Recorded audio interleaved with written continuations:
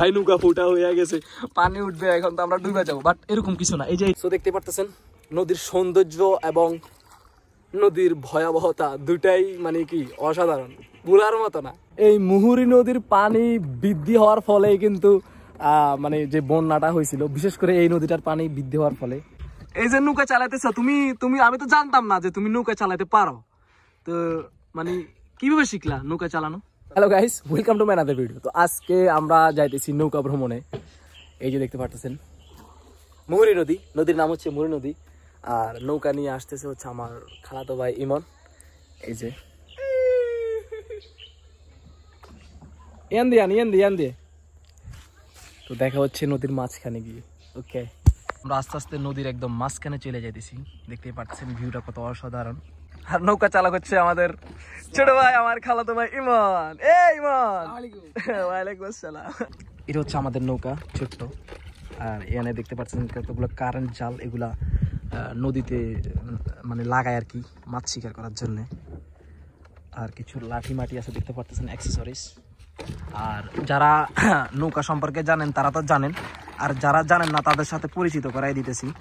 নৌকা তো ভাই বাংলাদেশের মানুষ সবাই নৌকার সাথে পরিচিত, কারণ নৌকার সাথে পরিচিত করাইয়া দেওয়ার মতো মানুষ আমার জানা মতে খুব কম। তারপরেও দেখাইতেছি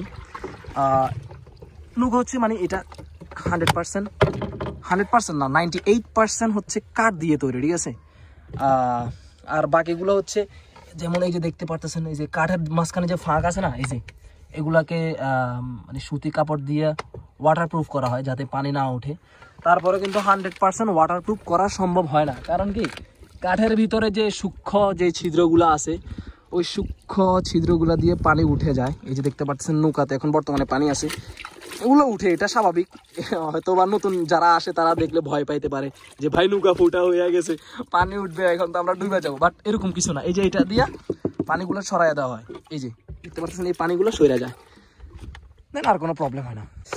আমাদের ছোট্ট নৌকা, এই নৌকাটা কিন্তু আমাদের পার্সোনাল, মানে পার্সোনাল নৌকা এটা আমাদের, এটা আমার আব্বুর।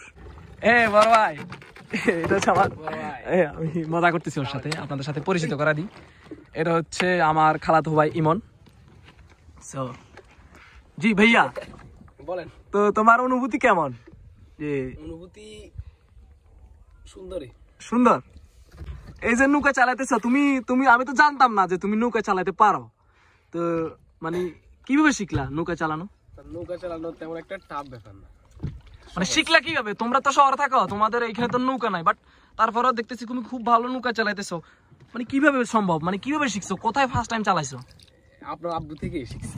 আমার আব্বু শিখেছে, মাশাআল্লাহ।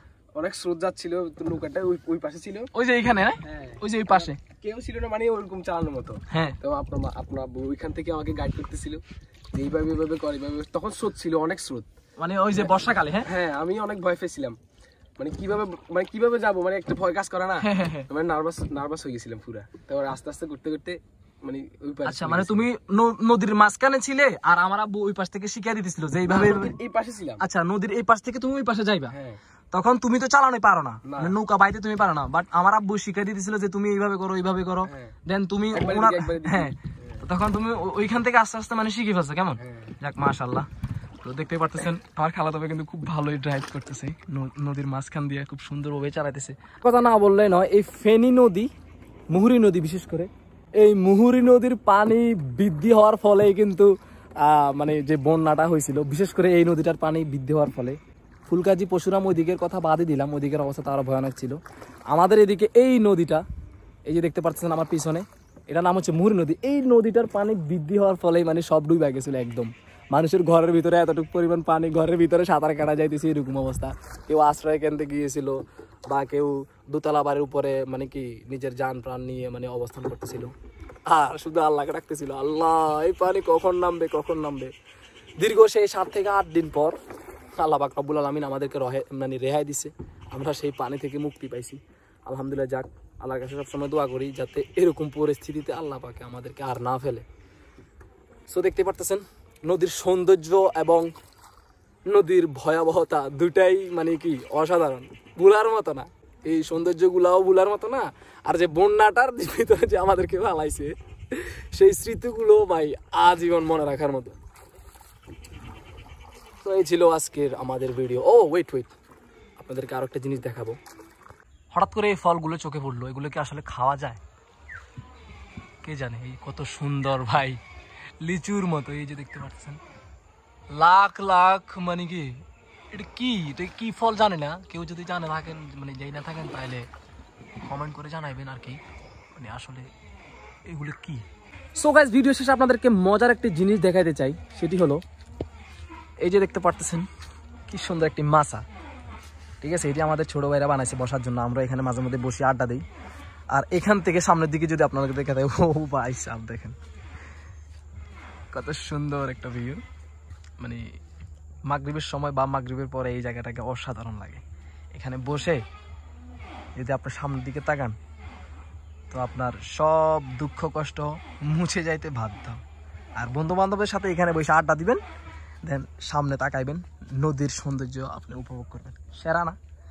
তো ঠিক আছে ভাই লোক, এই ছিল আজকে আমাদের ভিডিও। ভুল ত্রুটি ক্ষমার দৃষ্টিতে দেখবেন। সবাই সুস্থ থাকুন, ভালো থাকুন। দেখা হচ্ছে সামনে আগামীতে কোনো ভিডিও নিয়ে। ধন্যবাদ।